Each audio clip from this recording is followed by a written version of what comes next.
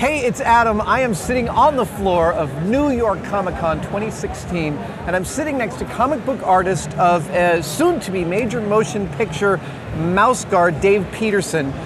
Dave is a comic book artist, but also, Dave, you are a model maker.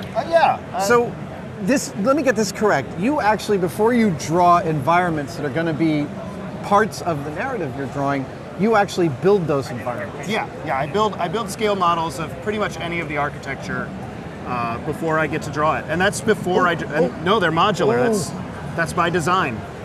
But I find that by building them first, I can figure out what it's supposed to look like easier than by drawing it. And so you do every environment that appears in the comic books you would build in some fashion. Pretty much. I started by just trying to draw them. Right. And as I went further into the series, I just found that by building the model, it became easier. It always seemed like a massive time sink before I drew anything, and so I'd go, oh, that might be a waste of time, I shouldn't bother, and then would find out the hard way, I should have built the model first. So now, anything that's going to be architecture is a model first. Now, these look fairly sophisticated in terms of your printouts and stuff. Can you talk me through the process? What was the first model like compared to now?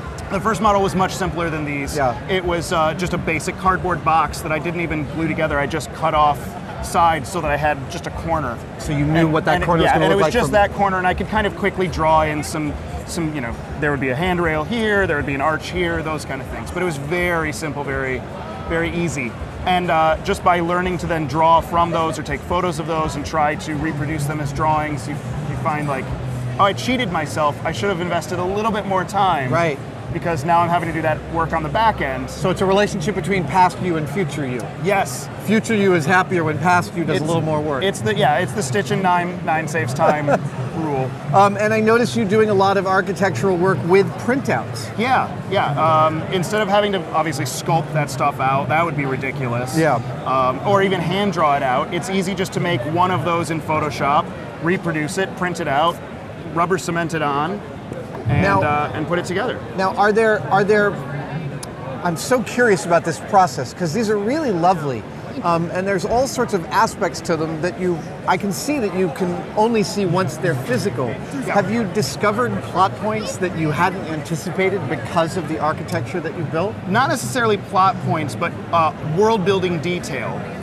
This room in particular is a stained glass window. It's just lined with stained glass windows. Right. And I knew what the outside architecture of the place where that room looks like. And there's no place where there would be sunlight coming through those windows, but I needed them to glow. And so as I'm building the model, I just figured that around the outside there could be some kind of a stone trough that holds oil, and they light the oil, and that's how they get them to glow. And wow. And yeah, it becomes this whole like world building thing for how do I make this work retroactively, but only because of having to build the model and figure all that out. Does it also end up, I would imagine it ends up putting you slightly more physically into the world that you're building. And a lot of people ask why I don't use digital models or use some of those programs.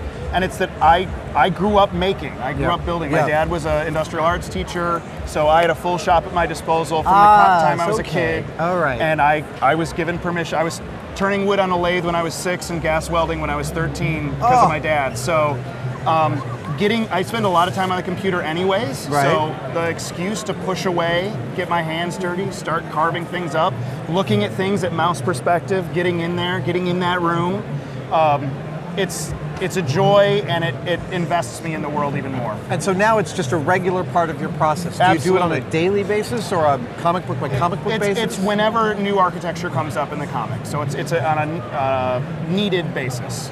How many models do you now have? More than this. Yeah, I saw a box somewhere. Yeah, there's another box with more parts. This model is much more elaborate. It's much deeper. Some of them are pieces. Just a piece that then, instead of building multiples of those, I would just lock down a camera on a tripod, stair step it along, merge all the photos together, and I have a complete room. That's fantastic.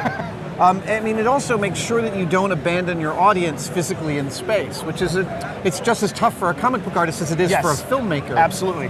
And there's one element of like I never want to make a room that someone couldn't get out of, or Right. that later on I realized as a plot point you have to have a character come in from the side and Right. there's no door there. You've already drawn that side of the room and you didn't think of that far ahead.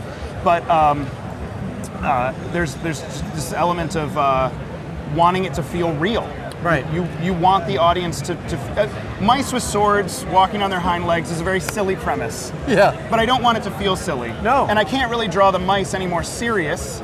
I can't Right, make right. that any more realistic than I probably already do. But I can make the environment feel real. I can make the predators feel real. So Have you inspired any other comic book artists to take this on? For instance, I know that Chris Ware doesn't build any of his paper constructions before he Really? draws them. Yeah, I've heard that he does sort of a very simple version, but when he's done drawing those, he's not positive that they go together perfectly. that's funny. That's funny. I don't know too many. I've seen a couple people use a trick that I've done where you just take whatever you just was shipped. You take that box and you take a marker and you draw up the inside creases. Yeah. And you can figure out a 3-point perspective. Right.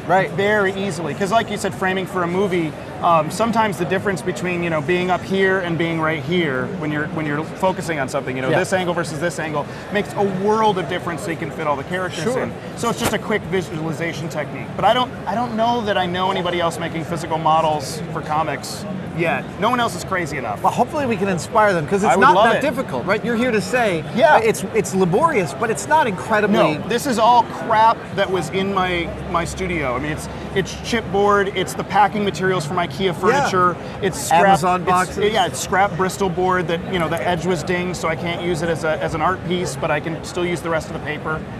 It's Sculpey, it's BBs, it's junk. It's And so- tinfoil. Now Mouse Guard is going to become a film. Yeah. I would suspect that the filmmakers will be very pleased to have so much three-dimensional reference. I would hope. I will give them full access. Anything that measurements, everything. That's fantastic. Thank you so much for showing me this. It's Thank really you. an inspiring new way to think about drawing comic books and working around your architectural ideas. I really appreciate it. This is Thank great. you.